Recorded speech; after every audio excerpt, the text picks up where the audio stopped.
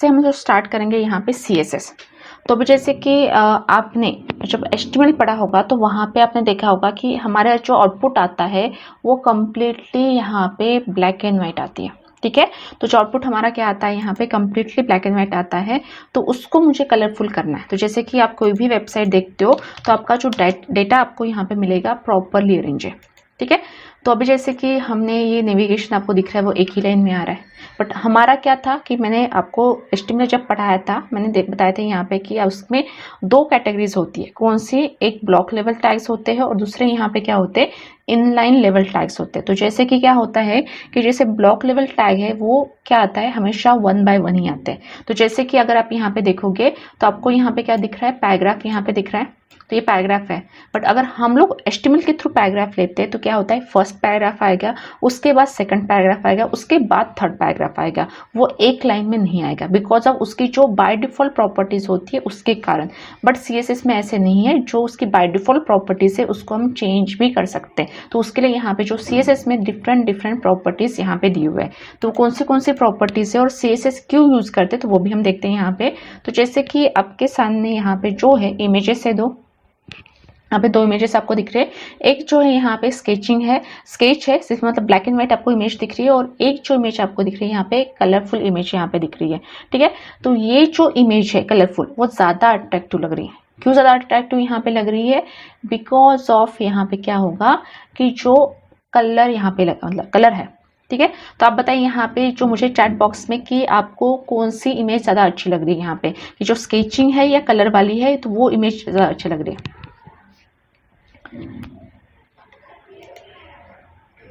ठीक है, यहाँ पे जो है कि फर्स्ट इमेज यहाँ पे लग रही है अच्छी, क्योंकि उसमें क्या है, कलर जो है फिल किया हुआ है, क्योंकि कलर फिल करने से वो ज़्यादा अट्रैक्टिव लग रही है यहाँ पे। और जो स्केचिंग है तो उसमें क्या है, एक black and white he output यहाँ पे आ रहा है, ठीक है। तो अभी जैसे ब्लैक एंड वाइट आउटपुट यहाँ पे आ रहा है, तो हम इसको वैसे ही हमारे जो HTML पेजेस है उसको कलरफुल कैसे करेंगे, ठीक है, उसको और ज़्यादा अट्रैक्टिव कैसे करेंगे। तो उसके लिए हम लोग क्या करते हैं, यहाँ पे जो है CSS हम लोग यूज़ करें। ठीक है, देखिए CSS stand for cascading style sheet. तो ये जो CSS है वो क्या है, यहाँ पे उसका जो लॉन्ग फॉर्म है वो क्या है, कास्केडिंग स्टाइल शीट। और किसके लिए यूज़ करते हैं, हम जो हमारे वेब पेजेस होते हैं उसको स्टाइलिंग अप्लाई करने के लिए। ये देखिए, तो CSS is use to control the style of a web document in a simple and easy way. And the CSS allows for the developers to control how web page look by styling the HTML structure of that page. तो अभी जैसे इसके through क्या होगा, जब हम CSS यहाँ पे असाइन करते हैं तो उस केस में हमारा जो वेब पेज है वो काफ़ी अट्रैक्टिव यहाँ पे लगता है। यहाँ पे क्यों, क्योंकि हम उसमें कलर ऐड करते हैं। तो ऐसे बहुत सारी प्रॉपर्टीज होती है जो CSS के थ्रू हम लोग क्या करते हैं, यहाँ पे ऐड करते हैं। तो जैसे कि इसका एक सिंटेक्स है, द सिंटेक्स ऑफ CSS। तो ये क्या है, ये देखिए, तो CSS स्टाइल रूल। तो ये जो है, ये जो रूल हमको फॉलो करना होता है। तो ये कौन सा, यहाँ पे CSS स्टाइल रूल जो है ये हमको क्या करना पड़ता है, फॉलो करना पड़ता है। तो जैसे कि आपको यहाँ पे दिख रहा है सिलेक्टर, उसके बाद यहाँ पे जो है प्रॉपर्टी, और उसके बाद यहाँ पे जो है वैल्यू आपको यहाँ पे दिख रही है, ठीक है। तो ये जो सिलेक्टर आपको दिख रहा है, यहाँ पे प्रॉपर्टी आपको दिख रही है, और ये वैल्यू। अभी ये सिलेक्टर्स मतलब क्या, तो अभी जैसे कि यहाँ पे जो सिलेक्टर क्या है और प्रॉपर्टी क्या है, तो अभी सिलेक्टर मतलब यहाँ पे क्या होता है, तो जो सिलेक्टर यहाँ पे रहेगा तो जो भी हमारे HTML टैग्स रहेंगे तो वो सारे रहेंगे। तो जैसे उसका सिंटेक्स यहाँ पे रहेगा कौन सा, प्रॉपर्टी, उसके कॉलन यहाँ पे जो है वैल्यू। तो अभी यहाँ पे जो सिलेक्टर यहाँ पे है, ठीक है, तो ये सिलेक्टर में यहाँ पे क्या होगा कि जो भी हमने HTML टैग्स पढ़े, ठीक है, और यहाँ पे जो पढ़े हमने HTML टैग, बट वो कहाँ से, बॉडी से, ना कि हमारे हेड सेक्शन वाले, जो हमने बॉडी सेक्शन में पढ़े हैं तो वो टैग हमारे यहाँ पे क्या है, सिलेक्टर। अभी तो फिलहाल वही है, क्योंकि हमको CSS ने भी दूसरे डिफरेंट सिलेक्टर प्रोवाइड किए गए हैं, वो हम लोग देखेंगे बाद में। बट अभी जब हम इसको समझने के लिए यहाँ पे जो सिलेक्टर, जैसे पैराग्राफ हुआ, फॉर्म हुआ, टेबल यहाँ पे हुआ, लिस्ट हुई, ठीक है, तो ये सारे हमारे लिए क्या है, यहाँ पे सिलेक्टर है। तो उसके बाद यहाँ पे जो है प्रॉपर्टी यहाँ पे आते हैं, तो प्रॉपर्टी यहाँ पे क्या होगी, CSS प्रॉपर्टी होगी, जो कि हम लोग यहाँ पे 1 by 1 पढ़ेंगे, ठीक है। CSS प्रॉपर्टीज यहाँ पे रहेगी, और जैसे कि हम प्रॉपर्टीज यहाँ पे पढ़ते हैं तो उसके यहाँ पे उसकी वैल्यू रहती है डिफरेंट, ठीक है। तो यहाँ पे वैल्यू जैसे कि फॉर एग्जांपल मैं क्या ले रही हूँ, यहाँ पे प्रॉपर्टी ले रही हूँ कलर, ठीक है। तो कलर मैंने यहाँ पे लिया। अब मुझे कलर कौन सा असाइन करना है, तो सपोज मैंने यहाँ पे क्या दिया, रेड। तो ये क्या होगी यहाँ पे, जो है ये प्रॉपर्टी यहाँ पे होगी, जो आपकी कलर प्रॉपर्टी होगी, और ये जो वैल्यू है ये रेड यहाँ पे वैल्यू होगी। ठीक है। तो अभी जैसे कि हमने जो भी HTML में टैग्स देखेंगे उसके डिफरेंट यहाँ पे प्रॉपर्टीज है, तो वो हम उसको सेपरेटली देखेंगे कैसे कि यहाँ पे टॉपिक वाइज देखेंगे, जैसे कि टेबल पे हम कौन सी प्रॉपर्टी अप्लाई कर सकते हैं या इवन फॉर्म पे हम कौन सी प्रॉपर्टी अप्लाई कर सकते हैं, तो वो हम लोग यहाँ पे देखेंगे। ठीक है। तो ये रूल, तो ये आपको ध्यान में रखना है, ये रूल आपको फॉलो करना है। तो भी जैसे कि तो ये जस्ट इंट्रोडक्शन था यहाँ पे CSS का कि मुझे किस तरीके से उसको यूज करना है। अभी उसके बाद अभी जैसे हम CSS यहाँ पे लेंगे तो CSS के थ्रू हम लोग क्या कर देंगे, यहाँ पे जो हमारे वेब पेजेस होते हैं उसको अट्रैक्टिव बनाएंगे। बट इसको हमको यहाँ पे 3 टाइप्स ऑफ CSS प्रोवाइड किए। देखिए टाइप ऑफ CSS कौन सी है, ये देखिए there are 3 way of inserting a style sheet. First यहाँ पे इनलाइन CSS है, उसके बाद यहाँ पे इंटरनल CSS है, एंड थर्ड यहाँ पे एक्सटर्नल CSS है। ठीक है। तो ये जो है यहाँ पे ये इनलाइन, इंटरनल, एक्सटर्नल यहाँ पे CSS मतलब 3 टाइप्स ऑफ CSS आपको प्रोवाइड किए गए। तो जैसे कि हम यहाँ पे 3 टाइप्स ऑफ CSS देखें तो सबसे पहले हम देखते हैं यहाँ पे क्या, इनलाइन CSS। ये देखिए, an inline style can be used if a unique style is to be applied to one single occurrence of an element। जो इनलाइन CSS है तो देखिए यहाँ पे one single occurrence of an element, मतलब हम लोग क्या कर सकते हैं, जो इनलाइन CSS है। तो अब मैंने जैसे कि आपको HTML में बताया था यहाँ पे इनलाइन टैग, तो इनलाइन टैग मतलब क्या है कि वो एक ही लाइन में आता है। वैसे यहाँ पे जो इनलाइन CSS है वो एक ही लाइन में आ जाएगी सिलेक्टर के साथ। अगर आप यहाँ पे एग्जाम्पल आप देखोगे तो P यहाँ पे क्या सिलेक्टर है, उसके बाद यहाँ पे स्टाइल एट्रीब्यूट है, और उसके अंडर में यहाँ पे क्या है, प्रॉपर्टी, और उसकी यहाँ पे वैल्यू है। ठीक है। तो जैसे कि हमने यहाँ पे अभी स्टाइल रूल देखा था, वो स्टाइल रूल यहाँ पे अप्लाई नहीं हो पा रहा है। क्यों? क्योंकि हम इनलाइन यूज करें, बाकी तो प्रॉपर्टी और वैल्यू है तो वो तो हम अप्लाई कर ही रहे, बट वो सिलेक्टर है तो वो हम नहीं यूज करें, क्योंकि हम डायरेक्टली उस पर सिलेक्टर पे ही अप्लाई करें। तो वो CSS को हम लोग क्या कहेंगे, इनलाइन CSS कहेंगे, तो जो कि हम सिलेक्टर पे ही अप्लाई यहाँ पे करते हैं। ठीक है। तो ये आपको ध्यान में रखना है कि इनलाइन CSS कौन सी है। तो और उसके अलावा इसकी डेफिनेशन अगर आपको एक्सप्लेन करना है, one single occurrence of an element, तो वो क्या होता है, एक सिंगल एलिमेंट पे ही हम लोग यूज कर सकते हैं। तो उसको कैसे यूज करना है तो वो हम लोग देखते हैं यहाँ पे, जो कि इनलाइन CSS यहाँ पे है। तो भी हम देखते हैं यहाँ पे इनलाइन CSS। तो देखिए यहाँ पे, तो जैसे कि आपको यहाँ पे जो है पैराग्राफ आपको यहाँ पे दिख रहा है, तो हमारे यहाँ पे 2 पैराग्राफ है, तो आपको 2 पैराग्राफ यहाँ पे दिख रहा है। तो मैं क्या चाहती हूँ, यहाँ पे 2 पैराग्राफ के CSS अप्लाई करूँ। अभी जैसे अगर मैं इसको रन करूँगी इस पैराग्राफ को, तो आपका जो आउटपुट यहाँ पे आएगा वो कैसे आएगा, एक यहाँ पे एक ब्लैक एंड व्हाइट आ जाएगा, मतलब हमारा जो टेक्स्ट है वो ब्लैक रहेगा, और हमारा जो बैकग्राउंड है, ठीक है, तो बैकग्राउंड यहाँ पे है, तो वो क्या दिख रहा है आपको, यहाँ पे जो है व्हाइट यहाँ पे रहेगा। ठीक है, व्हाइट यहाँ पे रहेगा, तो ये ब्लैक एंड व्हाइट। तो मुझे इसको कलरफुल करना है, तो उस केस के लिए हम लोग क्या करेंगे, इस पे CSS अप्लाई करेंगे। तो सबसे पहले हम क्या दे रहे हैं, इनलाइन। तो अभी मैं क्या करूँगी, यहाँ पे स्टाइल यहाँ पे है, उसके बाद मैं क्या करती हूँ, यहाँ पे कलर असाइन कर देती हूँ, और उसकी वैल्यू देती हूँ यहाँ पे रेड। मतलब हमारा जो फर्स्ट पैराग्राफ है उसका जो टेक्स्ट का कलर यहाँ पे क्या आना चाहिए, रेड यहाँ पे आना चाहिए। तो जैसे मैं क्या करती हूँ, यहाँ पे रिफ्रेश करते हुए आप देख सकते हो यहाँ पे कि हमने जो है टेक्स्ट का कलर यहाँ पे चेंज किया। ठीक है, टेक्स्ट का कलर यहाँ पे चेंज किया। तो जैसे कि यहाँ पे हमारा जो सेकंड पैराग्राफ है उसका सेम वही है, और जैसे कि मैंने यहाँ पे जो इनलाइन CSS है फर्स्ट पैराग्राफ पे यहाँ पे अप्लाई की थी, तो वो यहाँ पे क्या हुआ है, टेक्स्ट का कलर यहाँ पे चेंज हो गया। अब सेम थिंग मैं क्या करती हूँ, यहाँ पे बैकग्राउंड कलर। ठीक है, तो जैसे कि हमने HTML में पढ़ा था, HTML के क्या पढ़ा था हमने, BG कलर प्रॉपर्टी पढ़ी थी। तो BG कलर प्रॉपर्टी के थ्रू क्या हो रहा था, सिर्फ वो बॉडी, टेबल एंड मार्की, बस इसी टैग पे हम लोग यूज कर पा रहे थे। बट जैसे कि यहाँ पे जो बैकग्राउंड कलर प्रॉपर्टी के थ्रू हम लोग क्या कर सकते हैं, यहाँ पे जो है इसका कलर यहाँ पे चेंज कर सकते हैं, वो भी पैराग्राफ का, ना कि पूरे बॉडी का।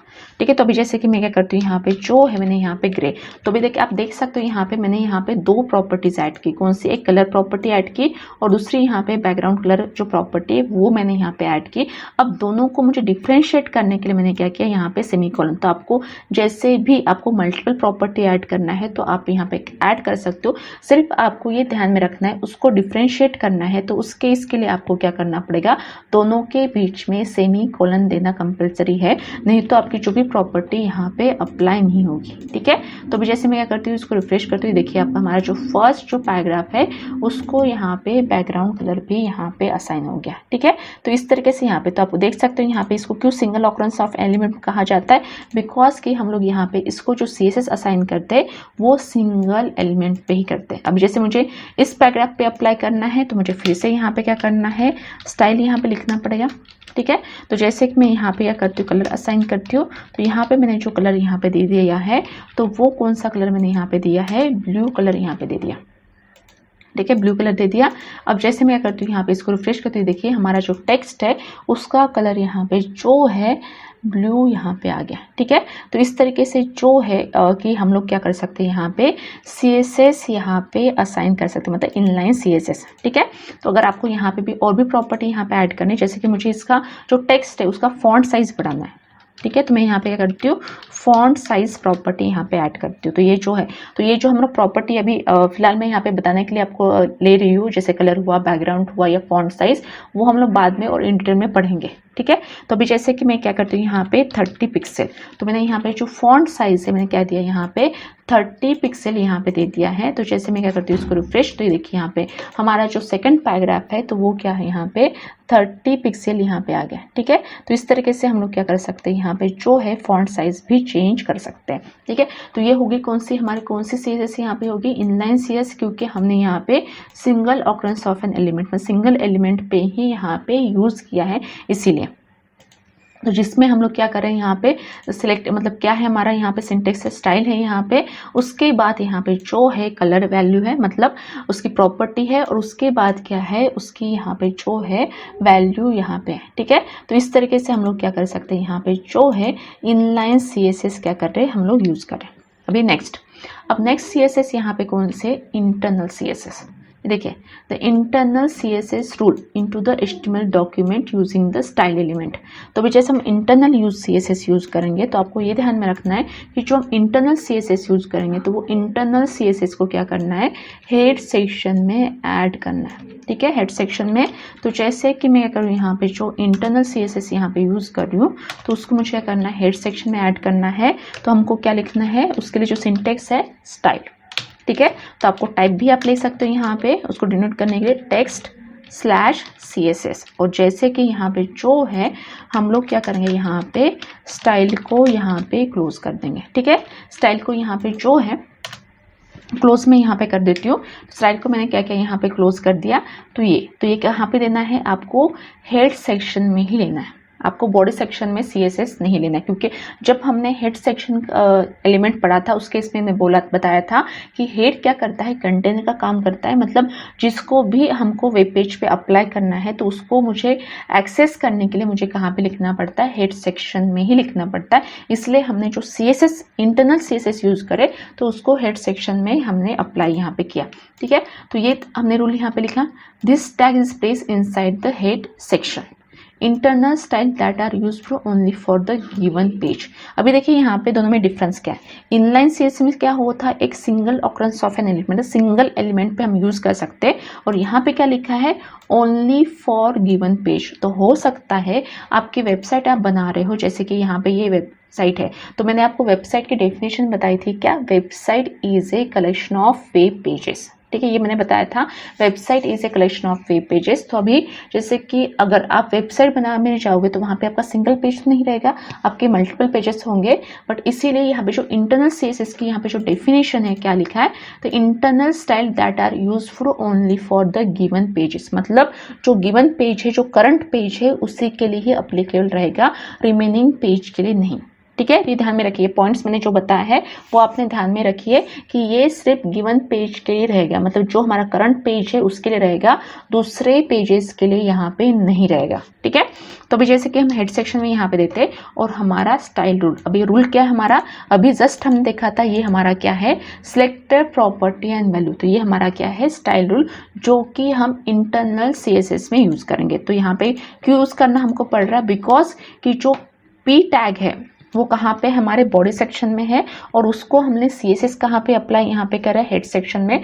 तो ऑब्वियसली जो इसका रूल है वो मुझे फॉलो करना पड़ेगा। तो जैसे कि यहाँ पे जो P है, ठीक है। तो यहाँ पे जो P है तो मैं यहाँ पे सिलेक्टर लेती हूँ। उसके बाद मुझे क्या करना है, यहाँ पे कलर लेना है। तो सपोज मैंने यहाँ पे कलर लिया ब्लू, ठीक है। तो यहाँ पे ब्लू ले लिया। तो अभी जैसे मैं क्या करती हूँ, यहाँ पे इसको रिफ्रेश करती हूँ। देखिए हमारे दोनों के दोनों पैराग्राफ यहाँ पे क्या आ गए, ब्लू आ गए, ठीक है। दोनों के दोनों पैराग्राफ यहाँ पे क्या आ गए, ब्लू आ गए। क्यों?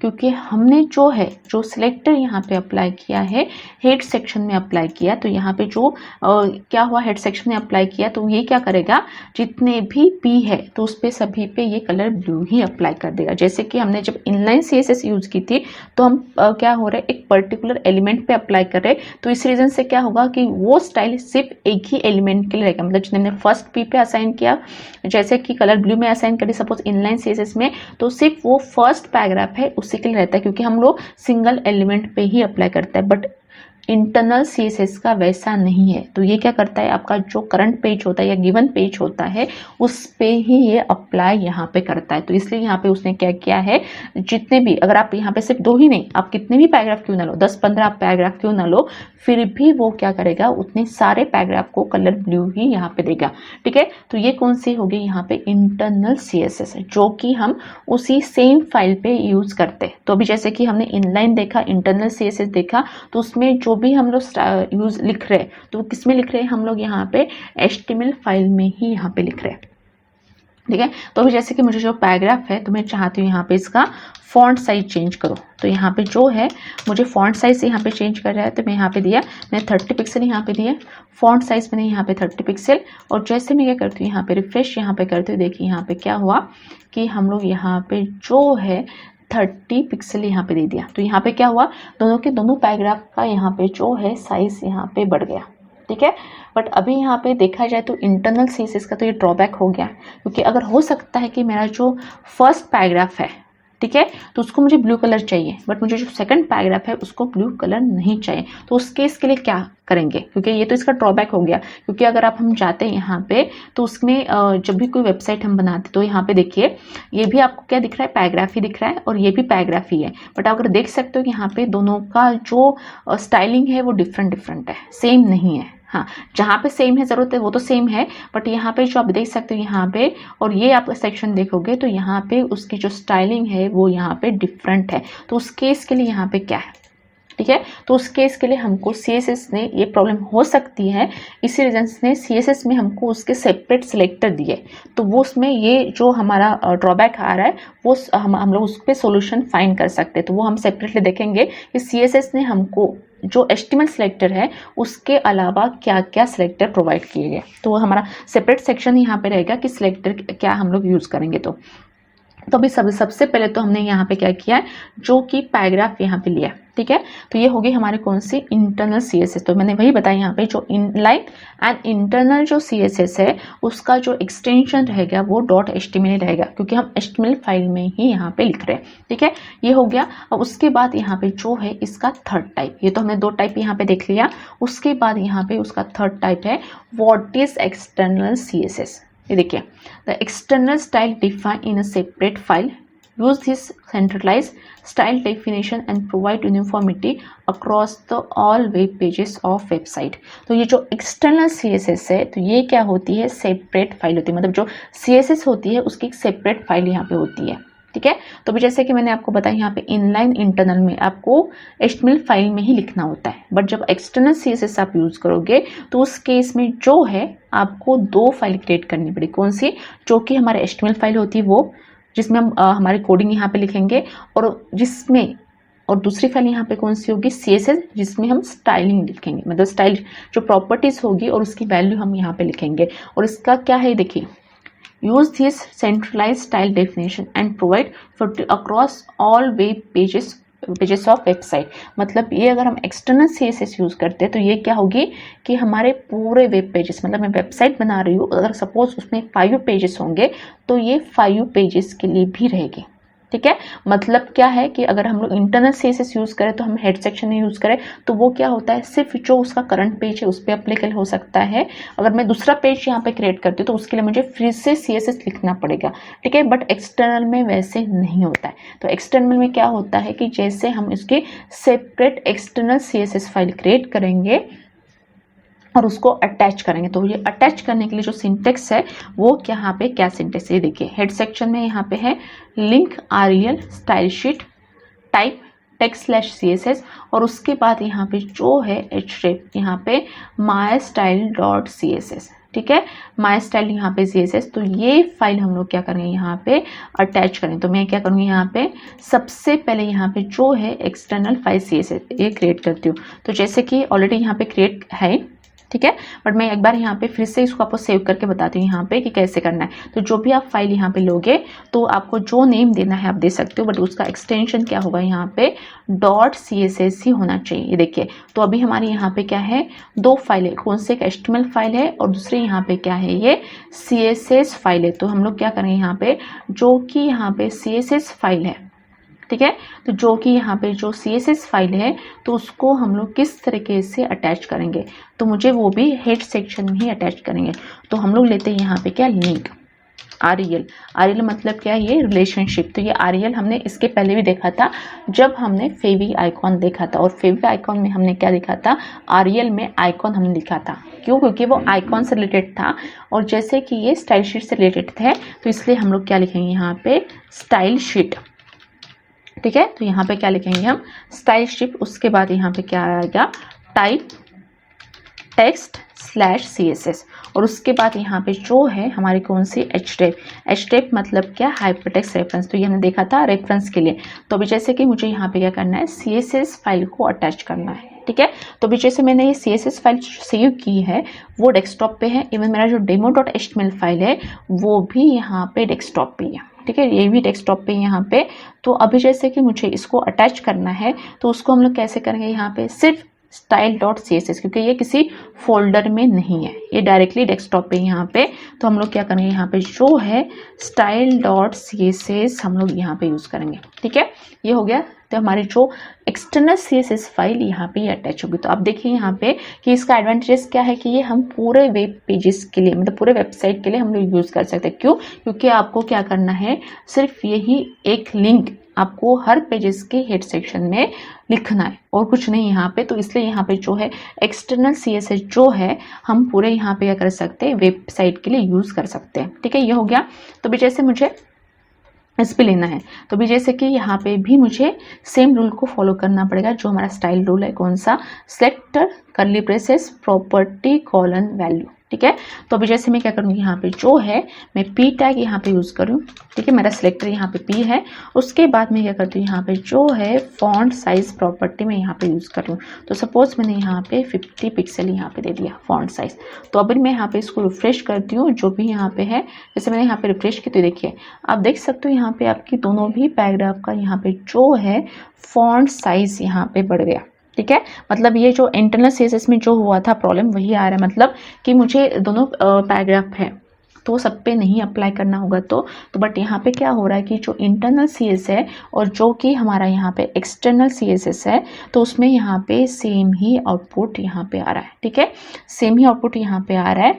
तो ये तो मैंने पहले बताया कि इसके लिए हमको CSS में सिलेक्टर्स प्रोवाइड किए गए हैं जो कि हम आगे देखेंगे यहाँ पे। तो ये सिर्फ आपको ये समझना है आपको कि आपको इनलाइन CSS यूज़ करना है तो कहाँ पे आपको लिखना है, या इंटरनल CSS आप यूज़ करें तो कहाँ पे आपको लिखना है, या एक्सटर्नल CSS यहाँ पे जो है कहाँ पे आपको यूज़ करना है, ठीक है।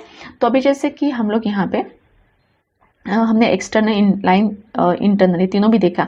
तो अभी मुझे इसमें से कौन सी CSS यूज़ करनी है, सबसे पहले ये तो आपको हमेशा एक्सटर्नल CSS ही यूज़ करना है हमेशा। क्यों, क्योंकि ये जो है इसका एडवांटेजेस क्या है यहाँ पे कि अगर आप यहाँ पे एक्सटर्नल CSS यहाँ पे यूज़ करते हो तो आपके वेबसाइट में जितने भी यहाँ पे पेजेस होंगे तो उसमें आपको हेड सेक्शन में बस यहाँ पे ये पाथ ऐड करना है, ठीक है। ये पाथ ऐड करने से क्या होगा कि क्योंकि अगर आप यहाँ पे कोई भी वेबसाइट बनाते हो, ठीक है, तो कोई भी वेबसाइट बनाते हैं तो उस केस में क्या होता है कि हमारे जो वेबसाइट का एक स्ट्रक्चर होता है, तो स्ट्रक्चर कैसे यहाँ पे होता है, कुछ इस तरीके से यहाँ पे होता है।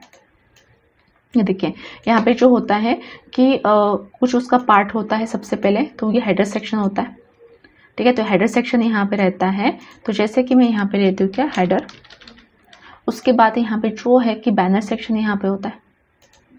तो अगर हम लोग यहाँ पे जाएंगे तो यहाँ पे क्या आता है, बैनर सेक्शन यहाँ पे आता है, ठीक है। बैनर सेक्शन जिसमें इमेजेस वगैरह रहते हैं। उसके बाद हमारा क्या होता है यहाँ पे मेन कंटेंट आता है कि जो मेरे वेबसाइट जिस पर्पज़ के लिए मैंने बताई, ठीक है। तो यहाँ पे क्या होता है मेन कंटेंट,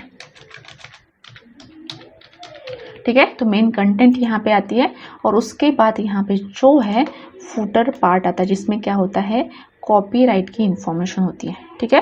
फुटर पार्ट यहाँ पे आता है जिसमें यहाँ पे क्या होती है कॉपीराइट की यहाँ पे जो है इंफॉर्मेशन यहाँ पे होती है, ठीक है। तो ये सब यहाँ पे आता है। तो भी जैसे कि कोई भी वेबसाइट पे आप जाते हो तो उस केस में क्या होगा आपको खास करके हेडर और फुटर का जो पोर्शन है वो कॉमन मिलता है, ठीक है। तो कॉमन मिलता है तो अगर हम यहाँ पे एक्सटर्नल CSS यूज़ करते हैं, लिंकिंग करते हैं, तो उसमें क्या होगा वो मुझे उसके लिए CSS बार बार लिखने की ज़रूरत नहीं। अगर यहाँ पे ये देखिए CNC वेबल्ट की अगर वेबसाइट है तो यहाँ पे अब मैं जाती हूँ तो ये देखिए आपको ये जो हेडर पोर्शन दिख रहा है और अगर नीचे जाते हैं तो हम लोग क्या दिख रहा है यहाँ पे फुटर पोर्शन। तो ये हमने किसके पेज पे आ गया। सपोज मैं जावा के पेज पे यहाँ पे जाती हूँ तो देखिए यहाँ पे जावा के पेज में यहाँ पे चली गई तो उस केस में देखिए यहाँ पे क्या है तो इसमें आपको सेम ही दिख रहा है, ठीक है। तो अभी क्या है कुछ पार्ट यहाँ पे सेम है, सिर्फ यहाँ पे जो कंटेंट है वो कोर्स के अकॉर्डिंग यहाँ पे चेंज है। तो इस केस में क्या होगा मेरे लिए एक्सटर्नल CSS काफ़ी हेल्पफुल रहेगी क्योंकि मुझे उसके लिए फिर से CSS मतलब प्रॉपर्टीज़ देने की यहाँ पे ज़रूरत नहीं है। बट अगर हम यहाँ पे इंटरनल CSS यूज़ करते हैं अगर सपोज तो उसमें क्या होगा मुझे हर एक पेज के लिए CSS लिखना है। हाँ तो अभी जैसे कि मैंने तो बोला यहाँ पे कि एक्सटर्नल CSS हमेशा यूज़ करना है। हाँ बट लिटिल बिट चेंजेस होता है तो उस केस में आप इनलाइन भी यूज़ कर सकते हो या इंटरनल भी यूज़ कर सकते हो। कभी कभी ऐसे होता है कि आपका जो है पूरे पेज के लिए एक ऐसे प्रॉपर्टीज होती है तो डिफरेंट आ जाती है। तो उस केस में हम लोग क्या कर सकते हैं इंटरनल CSS यूज़ कर सकते हैं जो कि हम लोग उसको कॉमन प्रॉपर्टीज होती है बट एक आधी पेज में थोड़ी सी वही कॉमन प्रॉपर्टी को मुझे डिफरेंट वे से स्टाइलिंग करनी होती है। तो उस केस में हम इंटरनल या इनलाइन CSS यूज़ कर सकते हैं। बट आपको हमेशा ध्यान में रखना है यहाँ पे कि आपको हमेशा एक्सटर्नल CSS को ही यूज़ करना है। अभी नेक्स्ट यहाँ पे व्हाट इज @import रूल। अब ये इम्पोर्ट रूल क्या है। अभी जैसे कि मैंने यहाँ पे जो है एक्सटर्नल फाइल यहाँ पे यूज़ की CSS की तो अभी मैं क्या करती हूँ यहाँ पे और एक न्यू फाइल यहाँ पे क्रिएट करती हूँ। देखिए यहाँ पे जो CSS है उसके मैं यहाँ पे फिर से यहाँ पे क्या करती हूँ फिर से एक न्यू फाइल क्रिएट करती हूँ यहाँ पे वो भी एक्सटर्नली। तो जैसे कि यहाँ पे layout.css, ठीक है। layout.css मैंने यहाँ पे क्रिएट किया। अब जैसे कि जो है इसमें क्या करती हूँ मैं सपोज H1 यहाँ पे देती हूँ, ठीक है। H1 मैंने यहाँ पे दिया और H1 को मैंने क्या किया यहाँ पे जो है वेलकम मैंने दे दिया यहाँ पे। सपोज मैं क्या करती हूँ यहाँ पे जो है H4 में यहाँ पे देती हूँ और H4 को मैंने यहाँ पे सपोज क्या दिया यहाँ पे हेलो मैंने यहाँ पे दे दिया, ठीक है। इस तरह से दे दिया।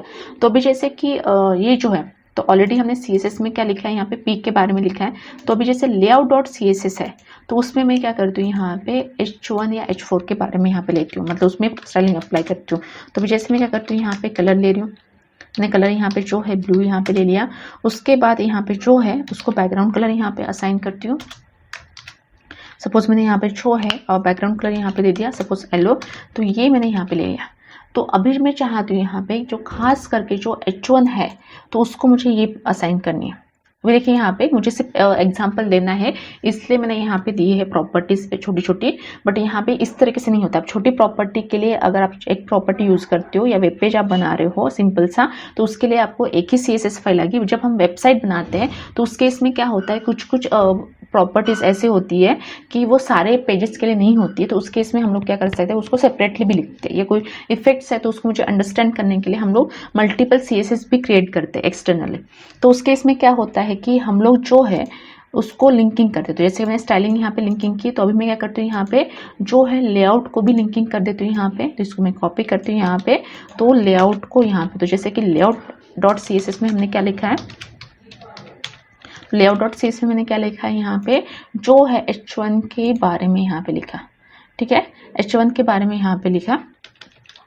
तो जैसे कि H1 यहाँ पे लिया तो अभी जैसे मैं क्या करती हूँ यहाँ पे इसको रिफ्रेश यहाँ पे करती हूँ। देखिए तो आपको जो H1 है उसमें भी यहाँ पे स्टाइलिंग अप्लाई होगी। क्यों? क्योंकि मैंने यहाँ पे जो है डिफरेंट CSS फाइल यहाँ पे दी थी, ठीक है। बट अभी मुझे ऐसे है कि मुझे ये जो CSS फाइल है तो मुझे वो दिखाना नहीं है। मतलब अगर सपोज मेरा कोई कोड दिखता है तो मुझे यही बताना है कि मैंने सिर्फ एक ही फाइल यहाँ पे यूज़ की है। तो उसको कैसे करेंगे? बट मुझे आउटपुट तो दोनों का ही चाहिए। मुझे जो लेआउट डॉट का भी चाहिए, layout dot C S S का भी चाहिए, style dot C S S का चाहिए। तो उसको कैसे करेंगे, तो मुझे क्या करना है कि ये जो दोनों सी एस एस फाइल है वो एक दूसरे अटैच करनी पड़ेगी, लिंकिंग करनी पड़ेगी। ठीक है, तो जैसे कि हम लोग क्या करते हैं, यहाँ पे जो HTML फाइल्स होते हैं हमारे, तो हम HTML फाइल को एक दूसरे से लिंकिंग करने के लिए क्या करते हैं, यहाँ पे एंकर टैग को यूज़ करते हैं। ठीक है, एंकर टैग को यहाँ पे यूज़ करते हैं, तो उसको हमको क्या करना पड़ेगा, यहाँ पे लिंकिंग करनी पड़ेगी। ठीक है, लिंकिंग करनी पड़ेगी।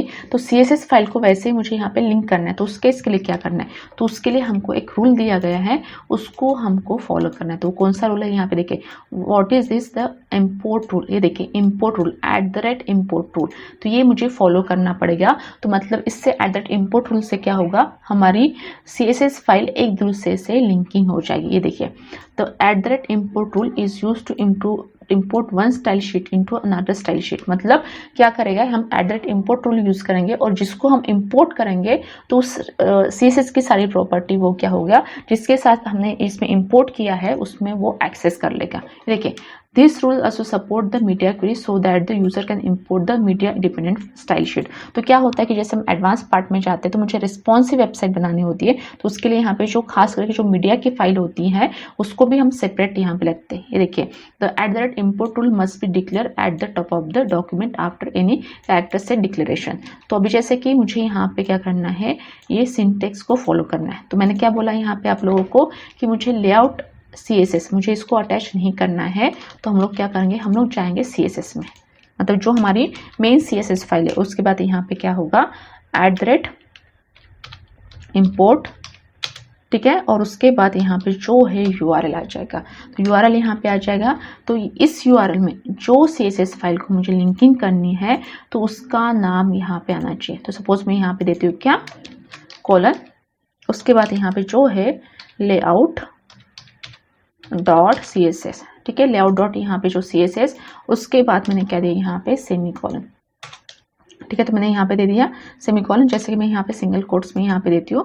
तो यहाँ पे जो है ये क्या होगा, यहाँ पे @import रूल यहाँ पे हमने क्या किया, यहाँ पे यूज़ किया। ठीक है, @import रूल। तो अभी हम देखते हैं यहाँ पे कि मैंने जो लेआउट डॉट CSS फाइल है वो किसके साथ मैंने अटैच कर दी, यहाँ पे जो है स्टाइल डॉट CSS के साथ अटैच किए। तो अभी हम देखते हैं यहाँ पे कि हमारा आउटपुट आ रहा है नहीं। मैं इसको यहाँ पे रिफ्रेश करके देखिए क्या हो रहा है, हमारा आउटपुट यहाँ सेम ही आ रहा है। मतलब जो हमने यहाँ पे सेपरेटली फाइल यहाँ पे ली थी तो उसके जैसे ही यहाँ पे आ रहा है।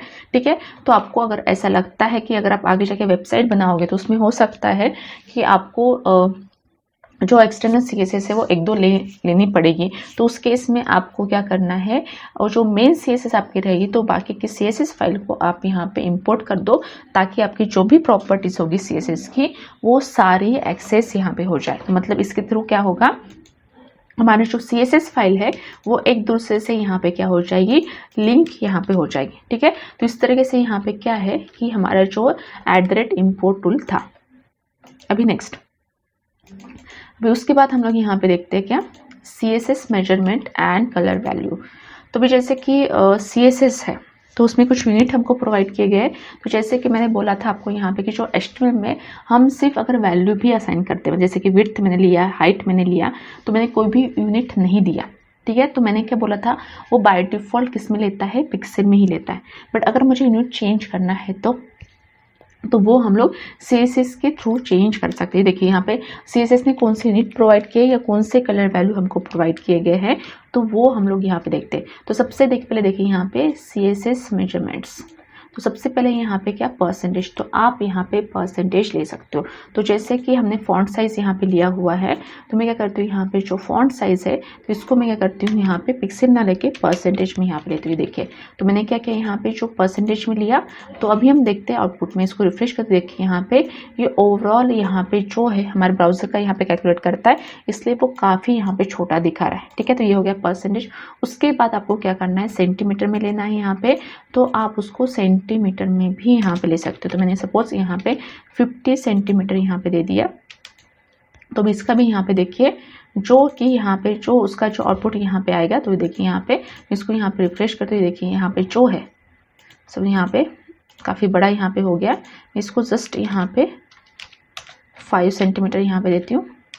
ठीक है। मैं यहाँ पे जो है इसको यहाँ पे रिफ्रेश करती हूँ, यहाँ पे देखिए तो ये मैंने 5 यहाँ पे दिया है, तो देखिए तो हमारा 50 काफ़ी बड़ा हो गया था, इसलिए वो हमारे इस पर नहीं दिख रहा था, हमको स्क्रॉल करना पड़ता। तो मैंने यहाँ पे 5 ले लिया, तो ये देखिए 5 सेंटीमीटर भी आप यूज़ कर सकते हो। उसके बाद यहाँ पे क्या EM है यहाँ पे, तो आपको EM में लेना है तो वो EM भी आप यहाँ पे ले सकते हो।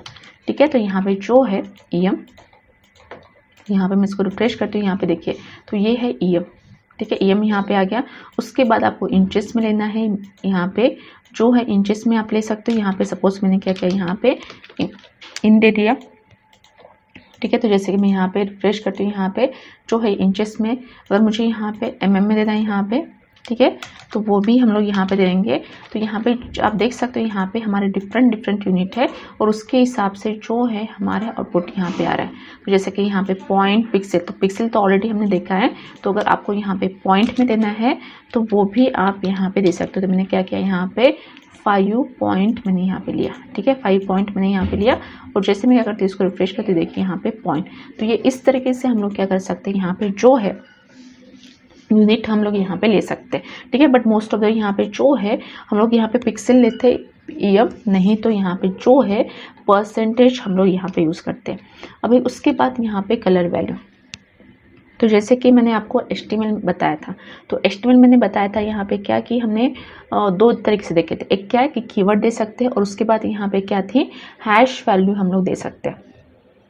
ठीक है, बट यहाँ पे भी सेम वैसे ही देखिए, हेक्स कोड आप देना है आपको, यहाँ पे आप दे सकते हो। ठीक है, या शॉर्ट हेक्स कोड आपको देना है तो वो भी आप देख सकते हो यहाँ पे, या RGB या RGB ये दिख रहा है आपको यहाँ पे, तो ये RGB आप दे सकते हो, RGB एब्सोल्यूट आप दे सकते हो। अभी हेक्स कोड का तो हमने देखा, या आपको कीवर्ड के थ्रू देना है तो वो भी हमने देखा था। तो जैसे कि यहाँ पे जो है लेआउट में हमने बैकग्राउंड कलर यहाँ पे दिया हुआ है या कलर दिया है, तो उसने कीवर्ड ही दिया है। ठीक है, तो अभी जैसे मैं क्या करती हूँ, यहाँ पे जो है इसकी वैल्यू चेंज करनी है, तो सबसे 1 बाय 1 देखते हैं हम लोग यहाँ पे। तो देखिए यहाँ पे कलर वैल्यू, तो जो मैंने HTML में दिया था वो काफ़ी कम था, वो जो मेन कलर्स थे वही थे, बट आपको यहाँ पे काफ़ी सारे दिख रहे हैं। ठीक है, तो आप यहाँ पे देख सकते हो ये काफ़ी सारे कलर वैल्यू आपको यहाँ पे दिख रहा है। तो ये उसकी जो मैंने यहाँ पे वैल्यू भी दी है, प्लस यहाँ पे जो है कलर वैल्यू भी यहाँ पे आपको दिख रहा है। ठीक है, ये आपको यहाँ पे दिख रहा है, तो आप कोई भी यहाँ से ले सकते हो। तो जैसे आपको दिख रहा है कॉफ़ी, कॉपर, कोरल, यहाँ पे क्रिम्सन, साइड, तो ये सभी जो है आपको कलर वैल्यू यहाँ पे दिख रही है, तो आप कोई भी इसमें से ले सकते हो। ठीक है, तो सपोज, ठीक है, तो भी जैसे कि अगर मुझे यहाँ पे लेना है तो कोई भी कलर वैल्यू मैं यहाँ से इसमें से यहाँ पे लेती हूँ। ठीक है, तो भी जैसे मैं क्या लेती हूँ यहाँ पे बैकग्राउंड हैश, तो जैसे मैं यहाँ पे हैश मुझे यहाँ पे देना ही पड़ेगा यहाँ पे। ठीक है, तो हैश मैंने यहाँ पे दे दिया। उसके बाद मुझे यहाँ पे क्या करना है, जो भी उसकी कलर वैल्यू देनी है यहाँ पे, तो मैं यहाँ पे देती हूँ क्या FFBF00 मैंने यहाँ पे दिया बैकग्राउंड कलर। तो जैसे बैकग्राउंड कलर मैंने यहाँ पे ले लिया, तो अभी हम देखते हैं यहाँ पे मैं इसको रिफ्रेश करती हूँ, ये देखिए यहाँ पे ये आपका जो है ऑरेंज कलर यहाँ पे आ गया। ठीक है, तो इस तरीके से हम लोग क्या कर सकते हैं, यहाँ पे जो है कलर वैल्यू यहाँ पे दे सकते हैं। ठीक है, आप कीवर्ड देना चाहते हो, बट उसके बाद दूसरा हमारा यहाँ पे सबसे इम्पोर्टेंट होता है कौन सा, RGBA। ठीक है, तो भी जैसे क्या होता है यहाँ पे कि अगर हम लोग यहाँ पे जाते हैं हेक्स वैल्यू लेते हैं, तो कभी कभी हो सकता है कि मुझे लाइट शेड चाहिए, कोई डार्क शेड चाहिए, तो एग्जैक्टली मेरे थोड़ा डिफिकल्ट है यहाँ पे कि कलर वैल्यू को ध्यान में रखना। ठीक है, यहाँ पे डिफिकल्ट होता है। ठीक है, तो उस केस में हम लोग यहाँ पे क्या करेंगे, ये देखिए यहाँ पे RGB, तो मुझे थोड़ा सा लाइट वगैरह चाहिए, थोड़ा डिफिकल्ट हो जाता है, तो RGBA या RGB आप यूज़ कर सकते हो। तो RGB स्टैंड फॉर यहाँ पे रेड ग्रीन ब्लू। ठीक है, तो RGB यहाँ पे स्टैंड फॉर यहाँ पे क्या, रेड ग्रीन ब्लू, और यहाँ पे A स्टैंड फॉर अल्फा। ठीक है, तो देखिए the first 3 value red green blue can be either between the integers between 0 and 255। अगर आप यहाँ पे जो RGB पैटर्न यूज़ करोगे तो उसकी वैल्यू आप कैसे डालोगे, तो यहाँ पे जो है RGB पैटर्न आप यूज़ कर रहे हो, तो उसकी जो वैल्यू रहेगी वो क्या रहेगी, 0 से लेके 255 के बीच में, मतलब इसके बीच में कोई भी कॉम्बिनेशन आप यूज़ करो, आपको एक ना एक कलर यहाँ पे मिल जाएगा। ठीक है, या अगर आप नहीं ले सकते वैसे तो आपको परसेंटेज में लेना है, तो वो भी आप दे सकते हो यहाँ पे 0% यानी 100%, तो जो है कि वो भी आपको यहाँ पे मिला। This value describe the amount of red green blue in the desired colour. ठीक है, तो अभी जैसे कि यहाँ पे जो है, तो ये क्या करेगा यहाँ पे डिस्क्राइब यहाँ पे करेगा रेड ग्रीन ब्लू। तो अभी जैसे कि मुझे यहाँ पे करना है बैकग्राउंड कलर या कलर जिसमें भी आपको लेना है तो RGB आप यूज़ कर सकते हो, ठीक है। तो जैसे कि मैं क्या करती हूँ यहाँ पे RGB यूज़ कर रही हूँ, ए नहीं लगा रही हूँ, सिर्फ मैं RGB यहाँ पे यूज़ कर रही हूँ, ठीक है। तो जैसे मैंने यहाँ पे क्या लिया 255 255 तो मैंने ये ले लिया, ठीक है, मैंने ये ले लिया। तो अभी देखते हैं यहाँ पे इसका कलर क्या आएगा। इसको यहाँ पे रिफ्रेश करती हूँ, देखिए इसका वाइट कलर आ गया, ठीक है, क्योंकि यहाँ पे मैंने जो है उसकी एंड की वैल्यू यहाँ पे ली। अब जैसे मैं क्या करती हूँ यहाँ पे 0 लेती हूँ यहाँ पे, और यहाँ पे जो है 0 मैंने यहाँ पे ले लिया, और उसके बाद यहाँ पे जो है 0 मैंने यहाँ पे ले लिया, ठीक है, ये मैंने ले लिया। तो अभी देखिए यहाँ पे क्या आ जाएगा कलर, यहाँ पे इसको ये करती हूँ यहाँ पे ब्लैक आ गया, ठीक है। या अगर सपोज मैंने यहाँ पे 0 ने मैं इसको 255 यहाँ पे देती तो ये इस केस में देखिए यहाँ पे क्या कलर यहाँ पे आ जाएगा। मैं इसको रिफ्रेश करती हूँ, देखिए आ गया क्या ग्रीन। क्यों ग्रीन आ गया? क्योंकि हमने RGB तो G को मैंने 255 दिया, इस रीज़न से वो ग्रीन कलर, क्योंकि बाकी की यहाँ पे वैल्यू क्या है 0 है। और इसका भी चार्ट मैंने आपको यहाँ पे दिया हुआ है, ये देखिए अगर आप यहाँ पे चार्ट देखोगे तो ये देखिए यहाँ पे अगर RGB 0 डालते हो तो यहाँ पे ब्लैक मिल रहा है, और RGB 255 यहाँ पे डालते हो तो वो तीनों टाइम आप लिखते हो तो उसमें वाइट आ जाएगा। अब यहाँ पे देखिए ग्रीन ब्लू, तो आपके यहाँ पे काफ़ी सारे शेड्स यहाँ पे मिल रहे हैं, ठीक है। तो बट ये जो उसकी वैल्यू है वो क्या है 0 से लेके 255 के बीच में ही यहाँ पे है, ठीक है। 255 के बीच में यहाँ पे जो उसकी क्या है वैल्यू यहाँ पे आ रही है, ठीक है। तो अभी जैसे कि जो दूसरा है A, उसका मीनिंग क्या है? तो यहाँ पे A का मीनिंग है ओपेसिटी। ओपेसिटी मतलब क्या होता है यहाँ पे कि आपको जो कलर आप ले रहे हो तो वो कितना आपको लाइट चाहिए, ठीक है, वो कलर कितना लाइट चाहिए उसके लिए। तो उसके बाद मैं क्या करती हूँ यहाँ पे कॉमा लेती हूँ 0.0, तो मैंने यहाँ पे 0.0 यहाँ पे दे दिया, ठीक है। तो अभी हम देखते हैं यहाँ पे, मैं इसको रिफ्रेश करती हूँ, देखिए कुछ भी नहीं आया क्योंकि हमने 0.0 यहाँ पे दे दिया, तो ये कम्प्लीटली लाइट होता है। अब मैं क्या करती हूँ यहाँ पे 0.1 यहाँ पे देती हूँ, देखिए यहाँ पे जो A स्टैंड फॉर अल्फा है, जबकि वो ओपेसिटी यहाँ पे मतलब जो कलर को कितना लाइट या डार्क चाहिए उसको मैनेज करने के लिए हम यूज़ करते हैं। जैसे मैंने 1 दिया तो देखिए एक लाइट सा कलर यहाँ पे आ गया। उसके बाद मैं क्या करती हूँ यहाँ पे जो है मैं 2 यहाँ पे देती हूँ, और जैसे मैं क्या करती हूँ यहाँ पे फिर से एक रिफ्रेश यहाँ पे करती हूँ, देखिए तो आपको यहाँ पे क्या है ग्रीन और दिख रहा है, ठीक है। उसके बाद यहाँ पे जो है 5 यहाँ पे है, ठीक है, 5 मैंने यहाँ पे दे दिया। उसके यहाँ पे फिर से मैं रिफ्रेश करती हूँ, देखिए 5 यहाँ पे थोड़ा सा डार्क यहाँ पे हो गया। और जैसे कि हम लोग इसको सबको छोड़ के अगर यहाँ पे 1 देते हैं तो जो उसका ओरिजिनल सॉलिड कलर था वही यहाँ पे आ जाएगा। मैं इसको रिफ्रेश करती हूँ, देखिए तो ये इस तरीके से हम लोग क्या कर सकते हैं, यहाँ पे जो है अल्फ़ा का हम लोग क्या कर सकते हैं यहाँ पे यूज़ कर सकते हैं, ठीक है। तो भी जैसे कि हम लोग जो है कलर वैल्यू यूज़ करना है या उसकी यूनिट यूज़ करना है, तो उस केस के लिए हम लोग क्या कर सकते हैं, यहाँ पे जो भी हमको पैटर्न दिया है तो वो हम लोग यहाँ पे यूज़ कर सकते हैं, ठीक है। तो भी जैसे ये तो हो गया यहाँ पे कि हमको कलर कैसे यूज़ करना है, और इसके अलावा यूनिट है तो वो तो हम लोग और भी उसको देखेंगे, क्योंकि हम लोग जैसे जैसे आगे जाएंगे या जब तक जैसे हमारा कोर्स आगे बढ़ते जाएगा तो वैसे वैसे आपको हर चीज़ का यहाँ पे इम्प्लीमेंटेशन यहाँ पे आपको पता यहाँ पे चलेगा, ठीक है। तो इस तरीके से हम लोग यूज़ करते हैं। अभी नेक्स्ट हम देखते हैं यहाँ पे क्या है कमेंट्स, ठीक है। तो कमेंट्स यहाँ पे है, तो कमेंट्स का मीनिंग यहाँ पे क्या है, तो जैसे कि हमने जब HTML पढ़ा था, ठीक है, तो जैसे कि हमने यहाँ पे जो है HTML हमने पढ़ा था तो उसमें हमने कमेंट्स देखा था। क्यों? क्योंकि जो कमेंट्स है हम किसके लिए यूज़ करते हैं, जो कि डेवलपर हैं या कोई डिज़ाइनर है उसके अंडरस्टैंड के लिए यहाँ पे हम लोग कमेंट्स यूज़ करते हैं। क्यों यूज़ करते हैं? क्योंकि कौन सा कोड कहाँ पे कंप्लीट हुआ, ताकि जब वो नेक्स्ट टाइम चेंजेस करे तो उस केस में उसको पता चलना चाहिए कि ये कमेंटेड ये कोड किसका है, ठीक है। तो इसलिए हम लोग कमेंट्स यूज़ करेंगे। तो अभी जैसे कि सेम जैसे HTML में कमेंट्स हम यूज़ करें तो वैसे हम CSS में भी कमेंट्स यूज़ करते हैं। तो देखिए यहाँ पे The comments are used in CSS to explain the block of code or to the make temporary changes during the development. The commented code does not execute. ठीक है, तो जैसे कि हमारे जो HTML है उसमें जो कमेंट्स है वो एग्जीक्यूट नहीं हो रहे थे, तो यहाँ पे सेम वैसे ही है CSS में जो है कमेंट्स यहाँ पे एग्जीक्यूट नहीं होगा। तो जो आपको CSS में कमेंट्स लिखना है तो वो क्या है यहाँ पे स्लैश स्टार और स्टार स्लैश, तो मुझे इस तरीके से यहाँ पे लिखना पड़ेगा, ठीक है। तो अभी जैसे मैं क्या करती हूँ, यहाँ पे कोड को कमेंट करती हूँ। तो यहाँ पे देखिए मैंने स्लैश दे दिया, स्टार मैंने यहाँ पे दे दिया। तो अब जैसे मैंने स्टार दे दिया तो आप देख सकते हो यहाँ पे कि जो आपका कोड था वो ग्रीन हो गया। ठीक है, फिर से यहाँ पे स्टार देती हूँ और यहाँ पे स्लैश।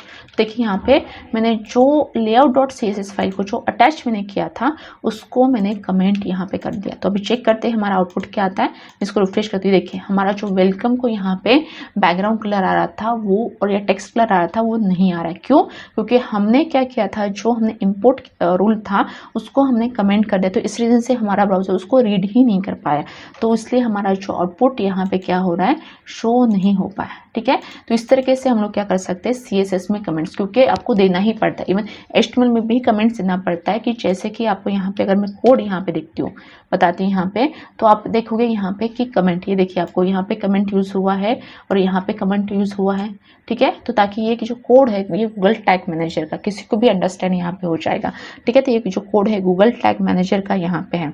तो वैसे CSS में जब हम CSS लिखेंगे तो हम तो पूरे वेबसाइट के लिए लिखेंगे, तो उस केस में कौन से पेजेस का कौन सा CSS का कोड है, तो उस केस के लिए हम लोग क्या करेंगे यहाँ पे कमेंट। तो ये जब हम लोग आगे देखेंगे, जब CSS लेआउट वगैरह देखेंगे तो उस केस में बताऊंगी ये कि हमको CSS कमेंट किस तरीके से लिखना है। ठीक है, क्योंकि हमारा जो है विदाउट कमेंट तो हमारा कोई भी वेब पेज का मैं कोड करूँगी या CSS कोड करूँगी तो वो नहीं हो पाएगा, क्योंकि खुद मुझे अंडरस्टैंड करने के लिए भी उसकी ज़रूरत होती है। ठीक है, तो इस तरीके से हम लोग क्या कर सकते हैं, यहाँ पे जो है कमेंट यहाँ पे यूज़ कर सकते हैं, किसमें, CSS में यूज़ कर सकते हैं। ठीक है, ओके, तो आज के लिए इतना ही रुकते हैं।